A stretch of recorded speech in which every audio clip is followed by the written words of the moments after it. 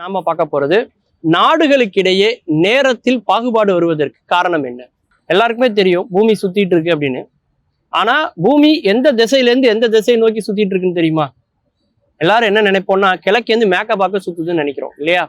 இல்லைங்க, சூரியன் தான் கிழக்கிலிருந்து மேற்க பார்க்க போகுது. ஆனா பூமி மேற்கிலிருந்து கிழக்காகத்தான் சுற்றுகிறது. இப்ப நீங்க ஒரு தொடர் வண்டியில போறீங்கன்னா நிலையாக இருக்கக்கூடிய கட்டிடங்கள் அதெல்லாம் நீங்க பாத்தீங்கன்னா சைட்ல ஜன்னல் வழியா அது உங்களுக்கு எதிர் திசையில போற மாதிரி தெரியும். ஆனா அது எதிர் திசையில போல, அது ஒரே இடத்துல தான் இருக்கு. நீங்க தான் அதுக்கு எதிர் திசையில போறீங்க.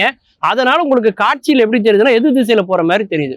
அதே மாதிரி சூரியன் பாத்தீங்கன்னா கிழக்கிலிருந்து மேற்கா போகிற மாதிரி பூமியில இருக்கிற நமக்கு தெரியுதுன்னா என்ன அர்த்தம்னா பூமி மேற்கிலிருந்து கிழக்கை நோக்கி சுற்றுகிறது அப்படின்னு அர்த்தம் இல்லையா?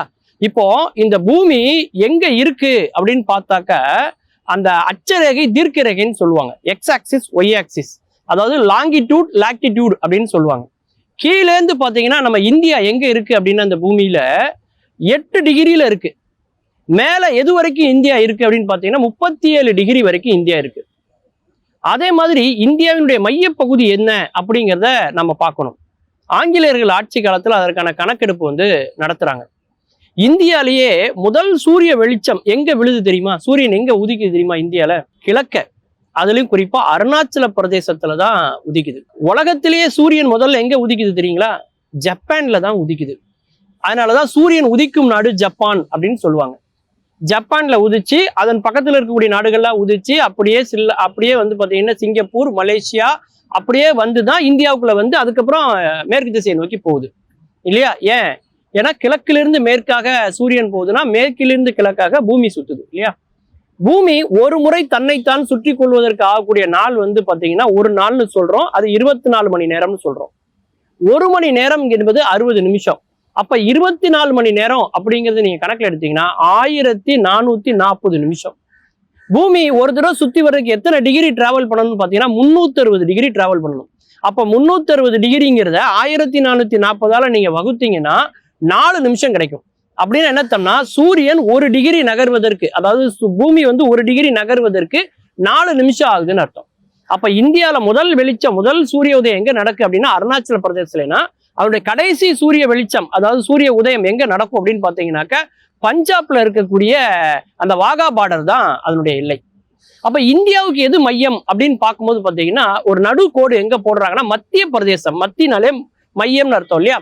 அதுல இருக்கக்கூடிய உஜ்ஜயினி அப்படிங்கிற இடம் தான் இந்தியாவினுடைய மைய பகுதியா கணக்குல எடுக்கிறாங்க. அப்போ அந்த உஜ்ஜயினிங்கிறது இருக்கு இல்லையா, அந்த இடத்துல என்ன நேரமோ அதான் இந்தியாவோட நேரம். அதான் ஐஎஸ்டின்னு சொல்றாங்க, இந்தியன் ஸ்டாண்டர்ட் டைம். ஆனா உண்மையில இப்ப மணி என்னன்னு இப்ப நான் உங்களை பார்த்து கேட்கறேன்னு வைங்களா, நம்ம நிகழ்ச்சி ஒளிபரப்பாயிட்டு இருக்கோம், நீங்க இதை பாக்குறீங்கன்னா நீங்க என்ன சொல்லுவீங்க? 7:30 மணின்னு சொல்லுவீங்க, 7:35 சொல்லுவீங்க இல்லையா? ஆனா அது உண்மையிலே 7:35 ஆனா கிடையாதுங்க. திருநெல்வேலிக்கு ஒரு நேரம் இருக்கும், கோயம்புத்தூருக்கு ஒரு நேரம் இருக்கும், சேலத்துக்கு ஒரு நேரம் இருக்கும், டெல்லிக்கு ஒரு நேரம் இருக்கும். இந்தியா முழுக்க நேரம் நிச்சயமாக வேறுபடும். ஆனா அப்படி ஒவ்வொரு ஊருக்கும் ஒவ்வொரு நேரம் இருந்தா நமக்கு ஒரு கன்ஃபியூஷன் வரும் இல்லையா? நமக்கு ஃபிளைட் டிக்கெட்ல இருந்து எல்லா இடத்துலயுமே ஒரு பெரிய குளறுபடி வரும். அப்படிங்கிறதுனால இந்தியால ஒவ்வொரு ஊருக்கும் ஒவ்வொரு நேரம் இருந்தாலும் ஒரு ஒட்டுமொத்தமா ஒரு நேரம் வேணும் அப்படிங்கிறதுக்காக ஏற்படுத்தப்பட்டதுதான் இந்த ஐஎஸ்டின்னு சொல்லக்கூடிய இந்தியன் ஸ்டாண்டர்ட் டைம். அது உஜ்ஜயினி. அது பாத்தீங்கன்னா எந்த மண்டலத்துல வருதுன்னா கல்கட்டா மண்டலத்துல வருது. ஆங்கிலேயர்கள் 2 மண்டலமா பிரிச்சாங்க. ஒண்ணு கல்கட்டா மண்டலம், இன்னொன்னு பாம்பே மண்டலம். பாம்பே மண்டலம் பஞ்சாபை சுத்தி இருக்கக்கூடிய அந்த வாகா பார்டர் வரைக்கும். அப்போ இதுதான் ஸ்டாண்டர்ட் அப்படின்னு வச்சிருக்கனாலதான் அதை கல்கட்டா டைம் அப்படின்னு நம்ம இந்தியால நம்ம சொல்றோம். அதுவும் அந்த உஜ்ஜயினி பாத்தீங்கன்னா நம்முடைய பஞ்சாங்கத்துல என்ன போட்டிருப்பாங்க அப்படின்னாக்கா விக்ரமாதித்ய சகாப்தம் அப்படின்னு போட்டிருப்பாங்க. ஏன்னா விக்ரமாதித்தன் மன்னன் ஆண்ட இடம் அந்த உஜ்ஜயினி. சரிங்களா? அதனாலதான் அந்த சூரியன் உதிப்பை பொறுத்து தான் அந்த நேர பாகுபாடுகள் வந்துட்டு இருக்கு. சரி, இந்தியாவினுடைய மையப்பகுதின்னு நம்ம இதை சொல்லிட்டோம் ஐஎஸ்டின்னு. உலகத்துக்கே மையப்புள்ளி எது அப்படின்னு பார்த்தா இந்த கணக்கெல்லாம் முதல்ல பண்ணதே யாருன்னா பிரிட்டிஷ்காரன். அவன் என்ன பண்ணான்னா அவனுடைய இங்கிலாண்டை தான் அவன் 0 டிகிரியா கொண்டு விட்டான்.